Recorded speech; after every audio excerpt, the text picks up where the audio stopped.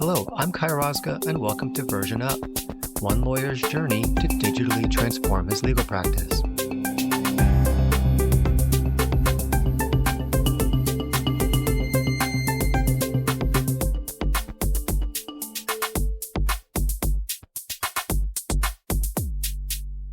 Hi, Scott. Welcome to Version Up. Hey, thanks for having me. Appreciate it.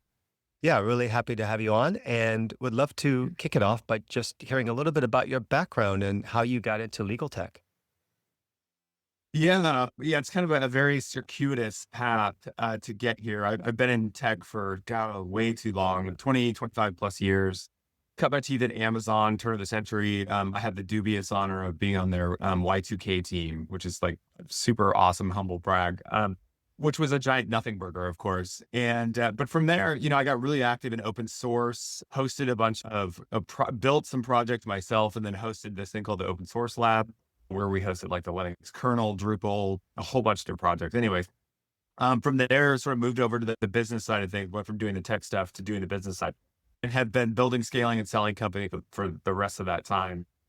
Did a company that, did push notifications for the iPhone when that came out, when Steve Ballmer was calling it cute and no one would do anything serious with it. Did a vacation rental platform that we launched in March of 2020. Not awesome. You win some, you lose some, as it were. And launched a site where we built a full-blown e-commerce engine, and then we're selling bacon on the internet, like actual bacon, cured pork. That was a long, long time ago. And anyway, so long story short, I got married 15, plus years ago, met my wife 15 plus years ago. And she's an attorney. She runs an insurance defense practice here in Oregon. She's got Oregon, Washington, Idaho, 65 associate paralegals and attorneys. And so when I went to go for this CaseMark about 2+ years ago, she jokingly but non-jokingly said to me, "Why don't you build something that helps me for once?" And so she's not only a phenomenal attorney, she's also I think like a lot of attorneys, a critic of software, because software just doesn't do what she wants it to do. And so candidly, it was hard to build solutions. And so that was sort of the impetus for this. And it's been a kind of a crazy wild ride. And we've been navigating the same challenges that I think a lot of people have around what does it mean to really embrace AI? And are you really, really embracing it? Have you really leaned in? Have you sort of red pilled, as it were? And so that I think has been the biggest challenge for us. And then once you do kind of flip that bit, the amount of what you can build and how you can sort of leverage what's called compound engineering. In other words, you build a foundation that allows you to build more things on top of it, and allow you to build more things, gets really, really exciting. So that's kind of the background in a nutshell, although it was kind of a large nutshell. Anyways, yeah. Amazing. I've got my deposition hat on now. So now I'm thinking, which of these leads do I want to follow? Because bacon, marriage, open source, I'm going to spin the wheel and pick Y2K. I have to ask. You were helping Amazon prepare their infrastructure for Y2K. Yeah. So I at the time I was a junior, like it'd be called a DevOps engineer. I was a system administrator back then.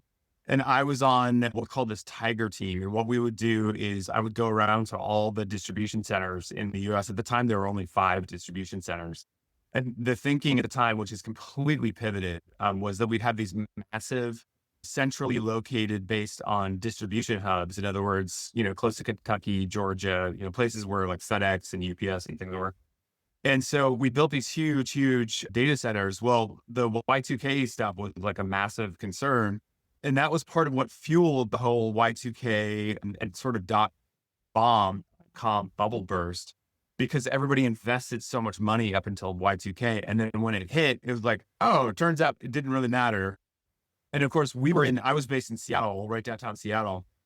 So we started seeing the Y2K hit in Japan. We could see it going. We had infrastructure there. So we knew like nothing was going to happen.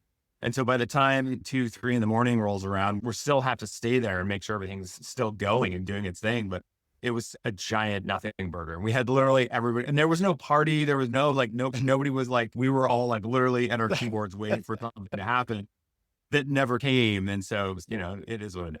Giant nothing burger. One reaction and one question. Reaction is every 10 years, you should have like alumni gathering. That would to imagine where all those people went, and to kind of relive that story. But the question is, I'm just curious, what happened to all that capacity? All these people who have been focusing on this issue one day, wake up the next morning, it's gone. What happens to those people? Did they transition into roles inside their existing or enterprises? Was there like some other issue that came up that had to be tackled because of the Y2K infrastructure build out? Or I Yeah, imagine there's a lot I of people that have think been like ramped up to do something and then bam, it's for over. sure, for sure. And what we saw was in March of 2001, the bottom fell out of the market because there was so much investment that had gone in, and Mm, the investors were like, well, it's time to pay the piper. We need to see a return on this. If you can't, it sort of kicks off a cycle of panic and all these things. mm. And what's interesting is if you actually look, if you track the curve, this is really typical with pretty much every technological developments. You can go back to the steam engine, the telegraph, the telephone, the television, the radio. Massive investment it leads to speculation. There's a bubble, and then it crashes out. But then when you map from the creation of the technology to the time of full blown adoption, the curve goes like this. So there's this bubble, and ultimately the Yeah. market is significantly bigger. So if you go back to 2000, when they had all the crazy Super Bowl commercials, pets.com and all these webland, grocery delivered to your house, that sounded like foreign to people. And today Yeah. it's commonplace, right? And also, if you think about the valuations for these companies back at the turn of the century compared to what we're seeing now, even inflation adjusted, they're bonkers. Even the craziness we talked about in 2000 wasn't nearly as crazy as it really was. Now, when we're going to look back, let's say 30 years from now, I don't think we're going to talk about the dot-com bubble. We're not going to talk about the iPhone. We're not going to talk about Web 2 or any of that. I think what we're going to talk about is AI. We're going to go, oh, that's when AI hit. That changed everything. And I don't think you hear a lot of hyperbole on LinkedIn, people talking about how, oh my gosh, this is going to disrupt so much. It actually is going to disrupt a lot. My big concern is what's next with every major technological disruption. Again, the telegraph, the steam engine, the car, the TV, all this, they spawned a whole set of industries that supported that. So when the car came along, yes, the horse and buggy went out. However, you created the windshield and the tire and the road industries that came from that. So in this case, we're just kind of displacing a whole bunch of white collar workers, potentially. Now, there will be secondary effects that do create larger markets that it has yet to be determined yet. So it is still crazy. And for me, I'm a fan of disruption. I'm also a fan of I'm not a big fan, and contrary, or this is a controversial opinion, but I'm not a big fan of legal in general. Just happen to hear my wife when she walks in, she'll walk into a deposition and they'll be like, oh, good, the court reporter's here. She's like, well, actually, no, I'm the attorney. And just the constant berating and this whole idea that, well, I'm a partner now. I get to talk as much, SHIT as I want to down at my associates, because that's what it's the hazing game and all these things. So to me, it's actually an industry that's kind of ripe for disruption. And so that actually, it creates a huge opportunity for people who don't want to have to make that 7-year march to partner. I share some of your sentiment in terms of the industry being ripe for disruption. And you've touched on some issues like change culture, the business model itself. I hear you there. And that's sort of one of the main things I want to explore on this podcast is try to understand that impact. I'll agree, by the way, if I hear the pets.com story one more time, I'm going to barf. So if we could stop doing the pet.com internet bubble story, that I agree. We can let that one go. Yeah. But I think it's interesting to think about boom and bust and to think about the way you put it. It's almost like maybe the bubble bursting was a bit of the noise, right? The signal was the longer trend. And so it does beg the question of, okay, right now we're in some sort of upward trajectory. At some point, there'll probably be a dip, but let's think about what the signal is. What's the signal of the trend? And so if we get to get on that, you mentioned your wife's law firm, and I think that's actually a great entry point to a topic I wanted to explore with you, which is when I think about AI native law firms, and then I think about the incumbent existing traditional law firms. AI native law firms are sort of this idea of a hybrid model. It's a new entity that's formed from scratch, right? The incumbents have been along for a long time. To me, one of the questions is, which of the incumbents are positioned to kind of convert into an AI native model? And there's probably some sweet spot where you're not too small, not too big, where you're able to be nimble and maybe switch over from being sort of a traditional law firm to being something that is more built on top of like a tech stack. just would love to hear your thoughts on that, because it's one thing to talk about startups, right? A lot more difficult to tackle the question of how does an existing traditional law firm switch from one to the other or transition. Do you Yeah, have any thoughts on it's that? I have a few on it, and it's interesting.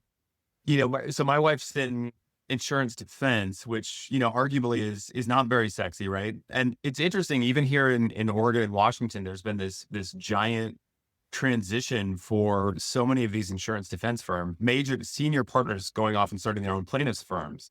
And the reason they're doing that is the plaintiff judgments are just better. There's just the more lucrative kind of deal.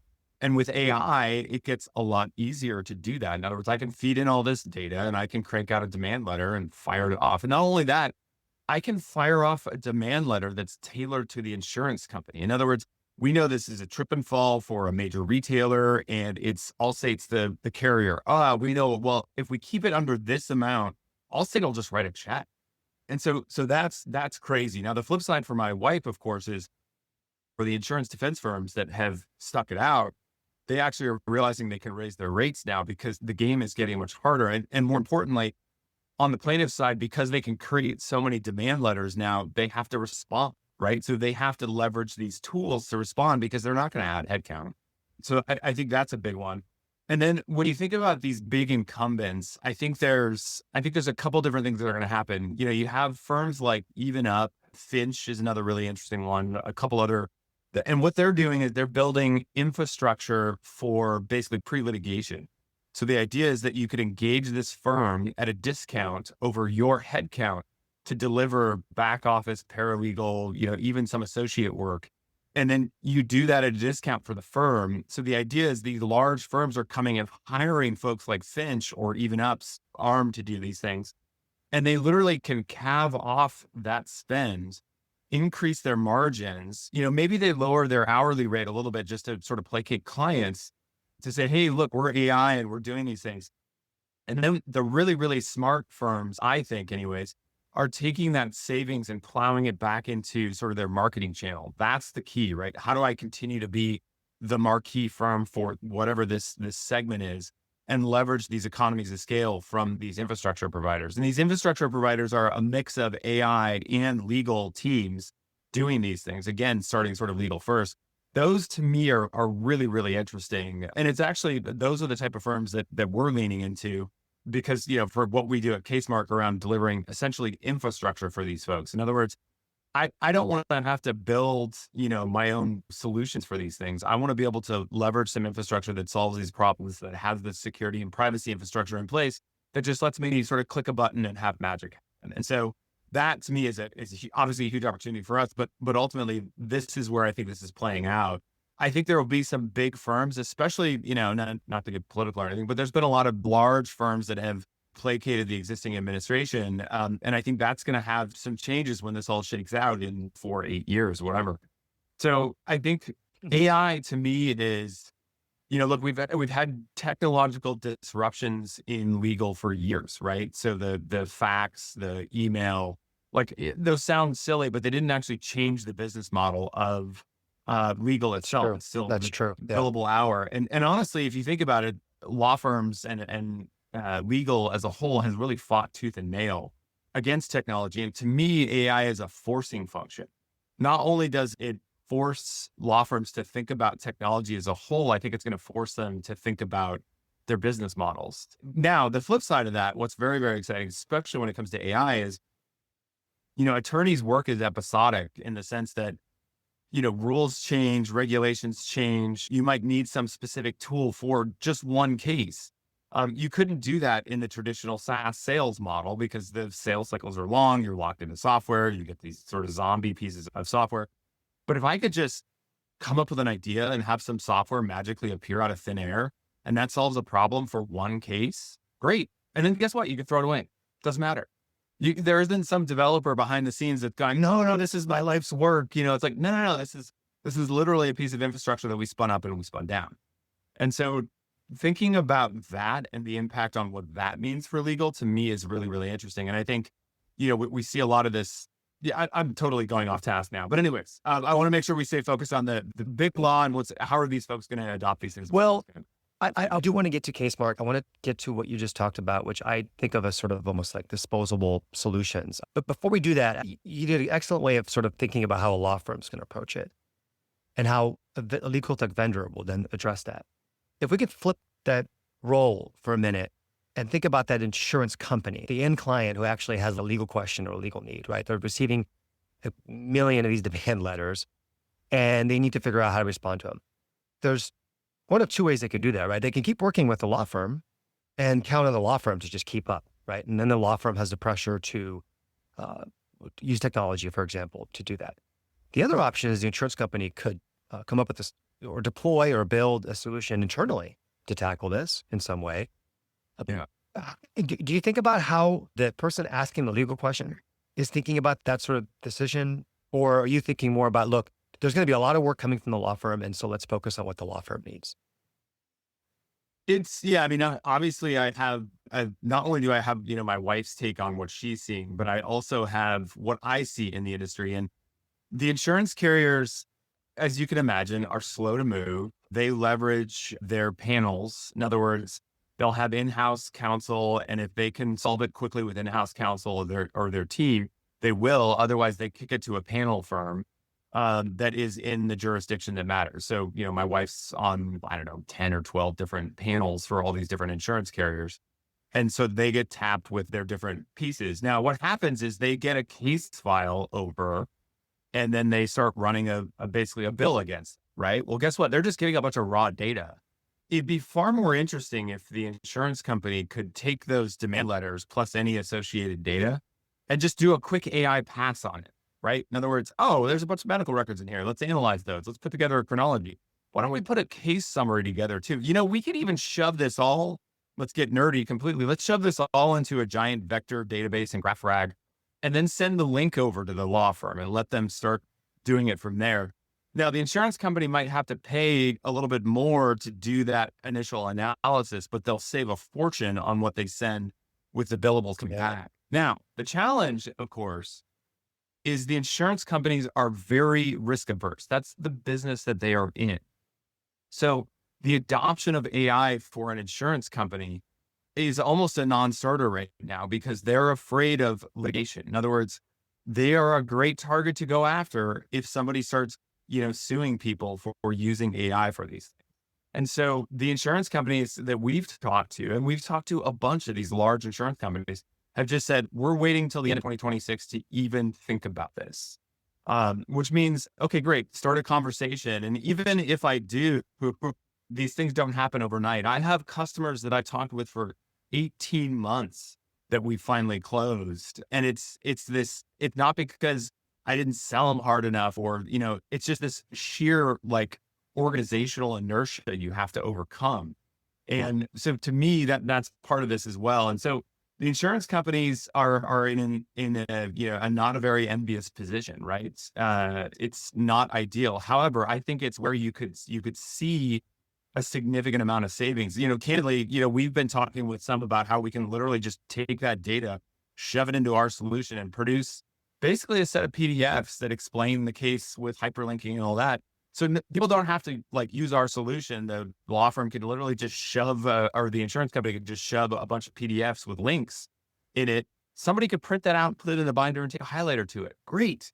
They don't have to learn how to prompt or use Claude or ChatGPT or worry about, training and data leakage and all that kind of stuff. So there are ways to do this stuff. It's maybe not the sexiest way to do it because it'd be great for everybody just kind of prompt against stuff or, talk into a microphone and have magic come back at you. But this crawl, walk, run of a technology adoption is always the way. And I think people underestimate that. I think it's part of why we're in a bit of a bubble right now. Do I think that AI and legal and the technology solutions around this, over the long haul, that sort of graph we talked about, it's going to be massive. However, we're in a speculative bubble right now and it's going to burst. And then what's going to happen is there's going to be companies like ours who come in to pick up the pieces and who can go the long view on this and build interesting, compelling businesses that I think are going to do really, really well. Right now, you're seeing the Alta Vista and Yahoos of legal AI tech being built. And I'll say it, it's Harvey, it's Lagora, it's Supio, it's all these guys. They're building tech one big tool to sell long-term deals into big firms.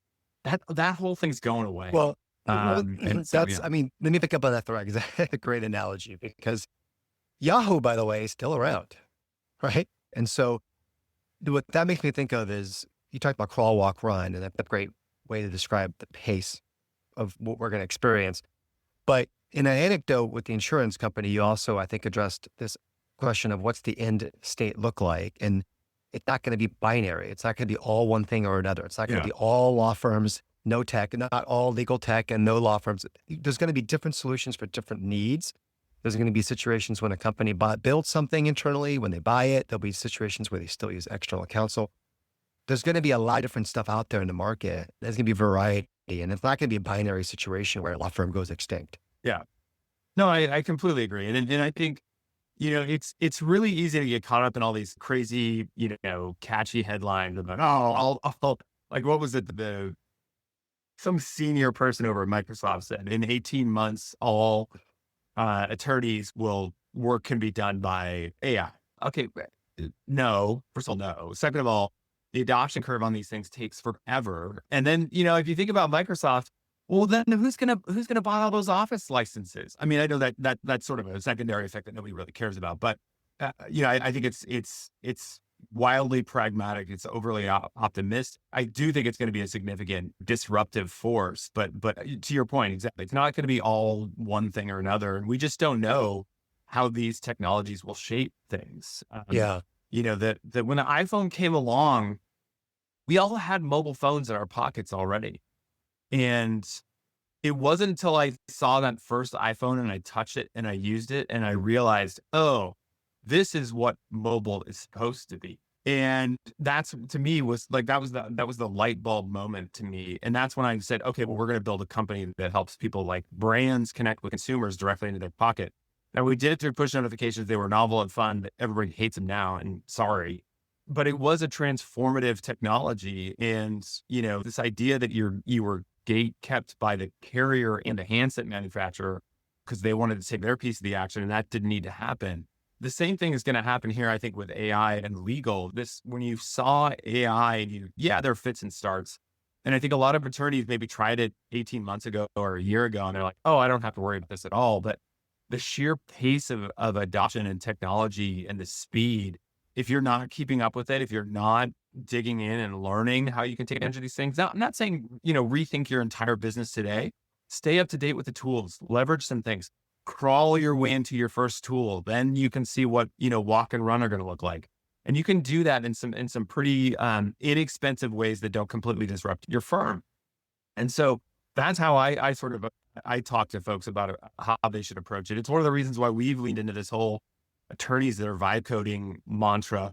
Do I think every attorney is going to build their own tools? No, absolutely not. But I do think that it's a signal to the noise that's out there that what we've seen is now you have people who understand the problem who can just build the product. Where before it was, I have this problem, and in between me is engineers and product people and CEOs and people who have quarterly results they have to hit. And that just means the solution never gets to be what it should be.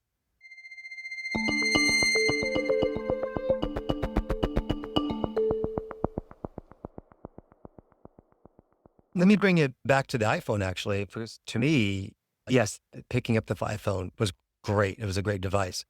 But to me, another huge moment was the App Store, right? Like the notion that people could create, Yeah. a random person could create an app, and 99% of it was garbage, but 1% of it was really cool and innovative. And that bubbled up to the top. That's kind of what you're describing with vibe coding and empowering the actual legal users to come up with their own solutions.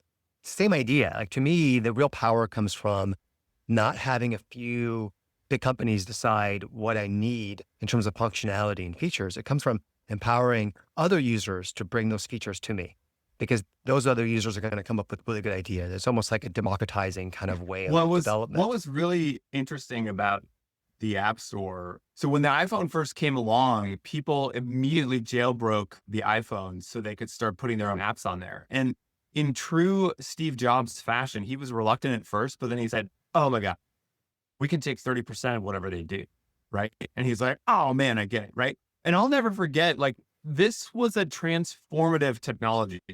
And just think about this. So one of our first customers that came to us, this is back when it was just fart apps and, cheesy games and stuff. And I got laughed on a partner meetings, after partner meetings saying, how many, how big can this market really be? How many fart apps are there? And I'm like, there's a bigger thing here. And what I heard from my customers, Starbucks came to us and they said, look, we have a team of 7 people. At the time that was Baco's. You had one person who used to do your website who is now in charge of mobile. And what they were actually quite visionary about it. They said, we believe that these smartphones, especially the iPhone and what would come next, are going to fundamentally transform our business. And they leaned into it, not just like, oh, cool, we can put our menu on the app. They said, wow, this is going to completely change our retail experience. We want to do order ahead. We want to do stored value. We want to be able to do tipping of our baristas. We want to leverage the fact that, you used to be able to walk into a Starbucks and they had the pick of the week, which was this little card that you would get. You take it with you and you could scan it and put it into iTunes and get a track. And they saw like I don't know, it was something like a 3 to 6% conversion rate on those. Well, when they put pick of the week, in other words, they turned it into a marketing channel onto this device. When they put the pick of the week so that you could just be in the Starbucks app, because you're in the store anyways, you click the thing and you download it. That turned into a massive revenue generator for them because they were a channel for driving content and people were willing to pay to get those eyeballs on there. And then you think about what Starbucks, they basically changed their stores around the iPhone, right? So to me, that's a fundamental transformation that, looking back 10, 15 years ago, you're like, well, this is obvious. And it's like, well, not 15 years ago, it wasn't. And so these are the kinds of things that I think are about to happen with legal. I can't do the whole crystal ball thing and tell you what's going to happen in legal, but those kinds of stories will be like all over the industry.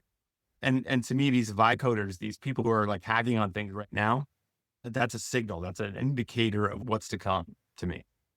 Yeah. Well, it took about a half hour, but we have someone on from Pacific Northwest. We had to work Starbucks in, right? I feel like that we did good. We made it half an hour, but that was such a great example. And changing the store around the iPhone, making think of changing law firms around AI. And help me understand, you said CaseMark helps build the infrastructure for law firms to do that. How does it do that? What does it offer? Yeah. And so when we started, our goal really was, again, this whole crawl, walk, run. It's basically part of our company culture. And we started thinking about how can we deliver work product that attorneys understand with the click of a button. In other words, maybe I don't want to deal with the learning prompting or any of those kind of things. I would just want to upload a deposition transcript and get a summary back, right? In a PDF clickable that I could print out, put in a binder and take a highlighter to. That's a great way to sort of crawl your way into this space. And what we realized as we went through this is that most of the companies that we see in this space are really just features of what should be sort of a transformational shift in how we think about technology as it relates to law. Technology is going to be disposable, but it's going to be critical. And so if you can't answer all the questions that you need to for a law firm, you have to find a way to do it, because the law firms don't want to stitch together 10, 15, 20 different solutions to make it work, because they have to then go through 10 or 15 different security and privacy, considerations and all these pieces. And so fundamentally about 6 months ago, we realized, we have to red pill this. We have to go all chips in on what it means to build AI. And so we'd solve some hard problems around OCRing old records and doing data storage and doing transcription analysis and summarization and translation and just all these different pieces. And so we stitched all those together into something called case.dev, which is basically an infrastructure layer that allows companies to build solutions on top of it. One API key, we have relationships with all those folks such that we can, do sensitive data. We have our HIPAA and our SOC 2 certifications. We have a whole variety of different things. We have people, basically third parties, monitoring us continuously to make sure that we're doing what we say we're doing. And then most recently, we launched something called Thurgood, which is basically a vibe coding front end to the case.dev. So the idea is, as an attorney, hey, I might be able to get to a 0.1 implementation of something, but what Thurgood allows you to do is get to the 1.0, the fully baked, completely secure in an environment that's safe, that's backed up, that's all those kinds of things, continuously monitored, all those kinds of things. And more than anything, are people coming to us to vibe code solutions? No, what they're doing is they're coming to us to help them do institutional or organizational transformation. In other words, how do we take these processes and use them internally so that we can start building tools? Help us do that. And so our model is not just, hey, here's a development solution, here's a platform. It's we're going to land a human in your firm. We're going to bolt them on the side of your innovation team. And we're going to help you adopt this concept of basically vibe coding and how we do this. Now, vibe coding sounds like you're shooting from the hip and all this stuff, but really, we have a whole bunch of sophisticated systems behind the scenes that are continuously monitoring every single line of code, every single decision that happens. And literally next week, we're launching it's called our agent CLI. And it's very nerdy to talk about, but basically what it's going to allow you to do is, as an attorney, you're going to be able to describe in natural language what you want to have happen. And this is going to go off and build it and deploy it in our infrastructure and be production ready. We can even land it inside of somebody's security perimeter. Because again, the software is disposable, but this expertise on how to maintain it and navigate the next decade of disruption is not. And I think that's what folks are coming to us for. And so that's what gets me really excited. It's really astounding to watch some big firms. I mean, we had somebody come to us, an AmLaw 100 firm, and they just said, "Hey, what would it take for us to partner with taking this office action, this patent office action, and we want to tear this file apart, find all the prior art that they mentioned, and then put together a packet that basically downloads all that prior art and all the different trademarks and highlights the different sections and does it all." And they're like, "What would it take for us to partner?" And I literally had a response. Now, I didn't have an email to him. I had an endpoint that he could click through that he could upload an office action and it would solve the problem for him. And he's like, "Whoa, what?" He's like, "Okay, well, it doesn't do exactly what I want. I want this and this." I was like, "Great. I'll tell the agent and we'll be off and running." And it's the fact that you could do that in 20 minutes that is actually pretty hard. Now, the magic there, of course, is we've spent the last 6 months and we have a team of people who really understand this AI. So there's more than just, oh, okay, everything takes 20 minutes. There's some hard stuff in here, obviously, but that to me is what's pretty exciting here. Anyways, you can tell I'm pretty fired up about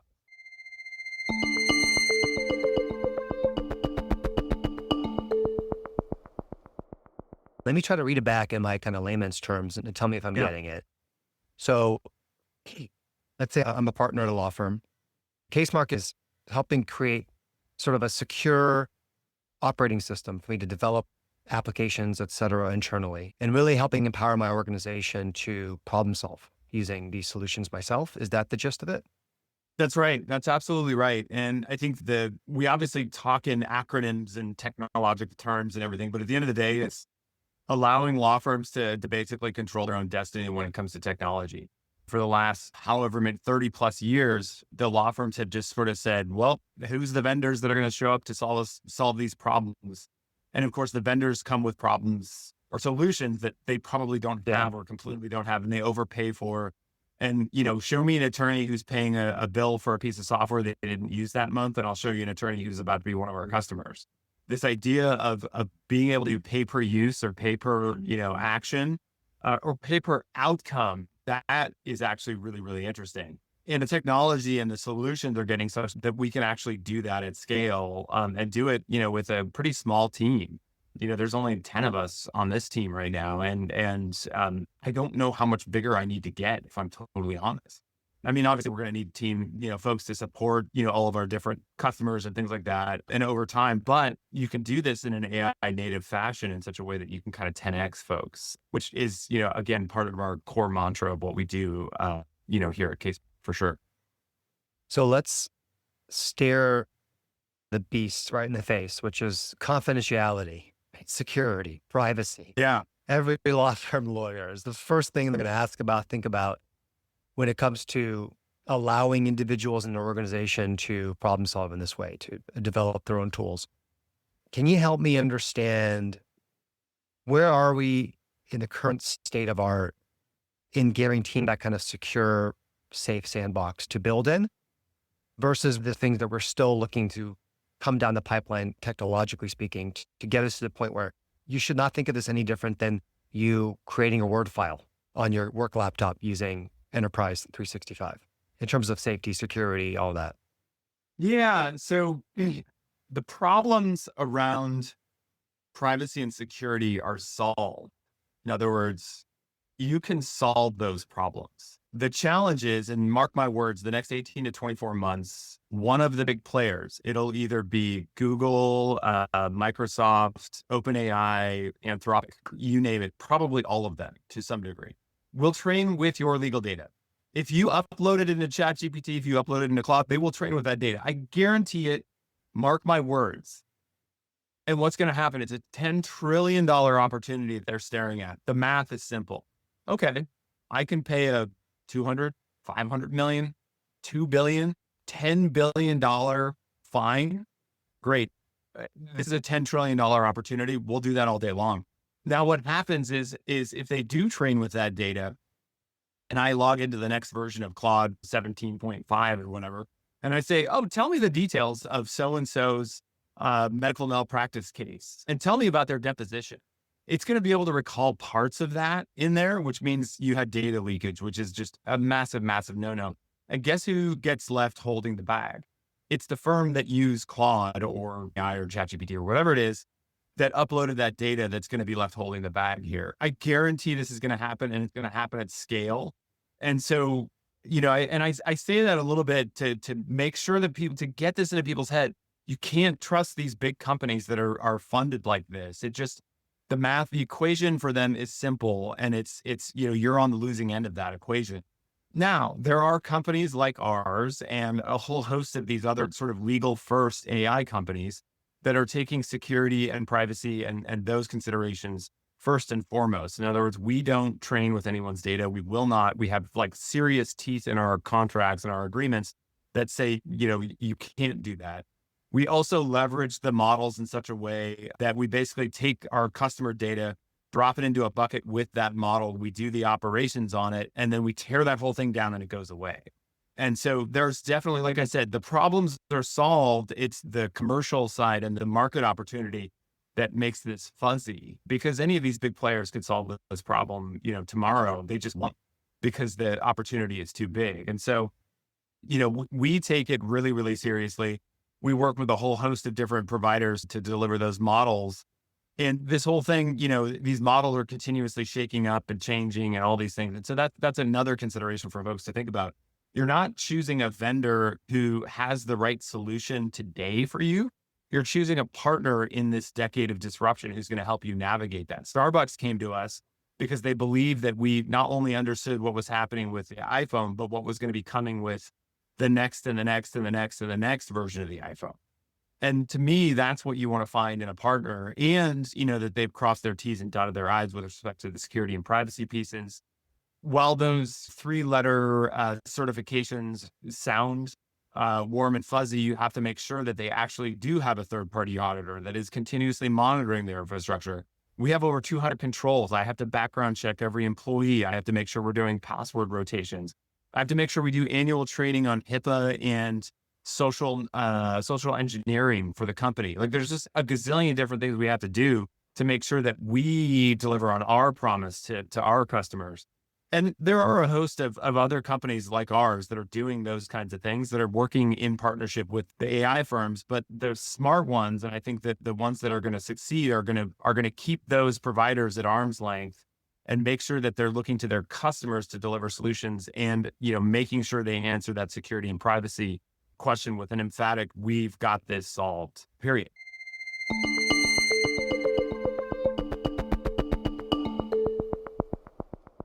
To put you back in sort of the third-party vendor perspective, if you are starting a legal tech company today, Scott, from scratch, what are you looking for as sort of the white space to focus on? Because clearly there are going to be a lot of solutions that are developed through vibe coding that will be just too small of a scale to be worth anyone's time who isn't working in some niche area. But there always will be things that get productized, things that are solutions that cut across enough practice groups, enough law firms, enough areas, of the law that it makes sense to productize. What does that decision look like for a vendor who's thinking about what problems to tackle or what opportunities to go after? Yeah, I mean, I think most of the legal tech like startups right now, I think are thinking honestly too small. They're thinking, oh, I'm going to solve this one small niche problem and then I'm going to build a business from that. And this may sound horrible, but unless you have a plan towards world domination, you're just going to get squeezed, and you're probably going to get squeezed a lot faster because of how fast the AI is going. And, that doesn't mean there aren't opportunities. There are all kinds of opportunities here.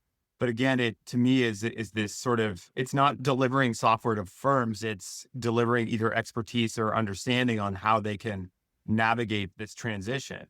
Again, that's, landing forward deployed engineers inside that firm and helping them, use these tools so they can build their own things.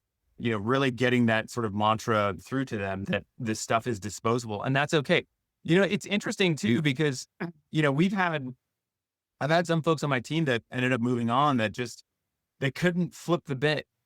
And that bit is, how do I use AI in such a way that it's always continuously making me better and making the company better with what we're doing? And when you see somebody flip that bit, it's like transformational, not only for them, but for the company. And what I'm finding is it's the younger engineers, it's especially engineers who maybe have a little bit of experience, but not too much. Candidly, the like perfect, one of our strongest engineers is a philosophy major who used to be an SDR at Databricks, for God's sakes. And he's unbelievable because he has no like affinity or like attachment to his code. He doesn't really even care what language it's in, as long as it solves the problem and we can build tools that will continuously maintain this stuff. We don't care what language it's in. And is it maintainable by humans? No, it's not. But guess what? That's the direction that we're going.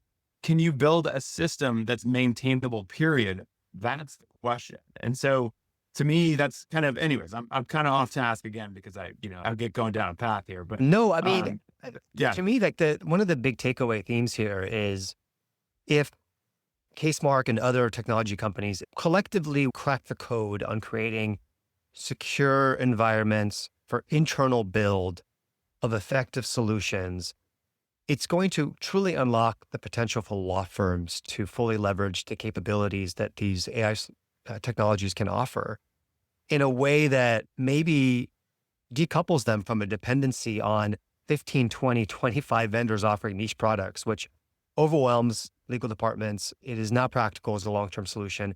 And also, by the way, heads off the other version of this, which is people just looking to one consolidated mega incumbent provider, right? We could probably name 4 or 5 companies that would fit that mold, which has its own downsides and risks. So this is an opportunity, it sounds like, to really position our legal industry to take advantage of what this technology has to offer without falling into some of these dependencies and traps that, frankly, we've seen sector after sector after sector fall into over the last 15, 20 years. Without a doubt. I mean, I think that's dead on. And I think, I may talk, some trash about, the big providers and some of these things. Ultimately, I think there's a huge opportunity here. And I think if you're earlier in your career, even if you're like, halfway through your career, or whatever that even means today, I think leaning into AI now is absolutely critical. Just learning it, knowing these tools, I think you'll find that once again, you flip that bit in your mind and you realize, oh, this is actually really powerful for me. I mean, if an attorney could like actually solve the problems they want with the software that they actually want to solve, that to me is really interesting. And when we look at these vibe coding solutions, one of the things we do is, obviously we work closely with the vibe coding community, and we're hosting a vibe coding event at Legal Week in a couple of weeks. We're doing one in London. Like it's actually really kind of neat. What we do is we look at those different projects and we ask ourselves, is there something that's a fundamental primitive inside of that project that we should bubble up into CaseMark? In other words, wow, that's a tool or that's a component that every attorney is going to need, or some significant segment. Can we take that idea and sort of build some solution around that? So that's how we kind of lean into it. And then we also have, folks who are coming to us who just say, hey, I can't get this finished. I can't get this over the finish line to make it, useful in production. We can now take a vibe coded point one that you have And literally our agents, our AI agents behind the scenes can take it to that 1.0. In other words, it'll do the security and privacy audits. It'll make sure that it's wrapped with authentication, that the database is secure, that you're not, leaking any data to the LLMs, all those kinds of things.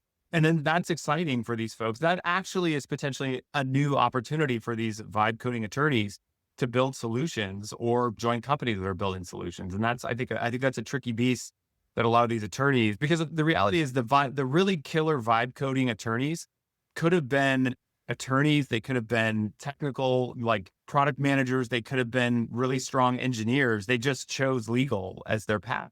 They're smart people. So it's natural that they could learn vibe coding once the technology got to a place where it is today. So to me, this is a ridiculously exciting time. I will say it's also an exhausting time. I've never worked so goddamn hard, and I have AI helping me. But it's also very rewarding and very exciting when you see these aha moments, or you're on a call with a customer, and especially the video calls, and you actually see their jaw drop, and they're like, "What? I can do that now?" And you're like, "Yeah." This is just the tip of the iceberg, Yeah. I hope that everyone's taking a little bit of time to professionally develop themselves in this area. I know a lot of people are really busy. It can be hard. And so hopefully their organizations or employers are giving them that space, because it helps the companies too. So I completely agree. And I'm curious, the Legal Week event, the hackathon, can you tell us about the hackathon? What's the plan with that?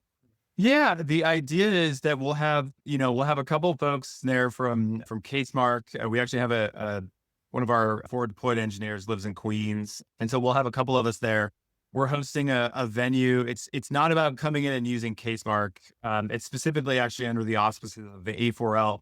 The A4L is the Association for AI and Legal. This is a 501c6. It's basically a vendor sponsored organization that helps our members who are law firms, attorneys, those kinds of things. They join for free. It's the members pay to basically build these programs that help people adopt this technology and pretty much just understand it, because the thinking with the A4L is the rising tide lifts all boats. If we can help people adopt this technology faster and more confidently, that's just going to help all the vendors involved. And so I've done this previously with open source stuff and other sort of vendor-based, not-for-profit kind of things previously, and they've been really, really successful. So we basically said, let's host an event. There's going to be a whole bunch of attorneys in New York for Legal Week anyways. We're doing it at this co-working facility that's close to the Javits Center. And you could just come in. We'll tell us your idea that you want to build. We'll help you get tooled up on it, and you can start playing with it. We're not going to just say, "Oh, you have to come use the CaseMark stuff." Well, it's going to be anything anybody wants to play with and they want to do. You could do Notebook LM on Google, or play with Claude Cowork or whatever it is. Doesn't matter. Come in. You'll get to build something. Ideally, what'll happen in the couple hours that you're there is you'll actually build a product that you can go, "Cool, wow, I made something from scratch."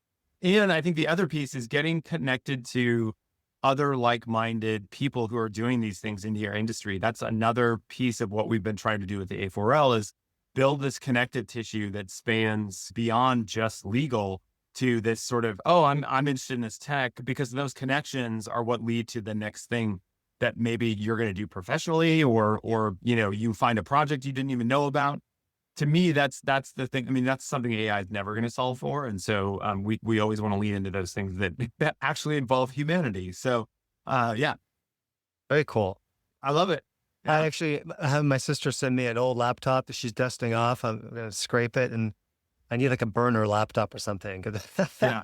No, I agree. It's actually not a bad idea. We might actually bring something that we could do for folks, because you can't obviously install any of this stuff on your machine. Most machines, even my wife's machine, she can't install anything on. Yeah, so I'm tooling up. I can't wait to see kind of how CaseMark fits into the whole picture.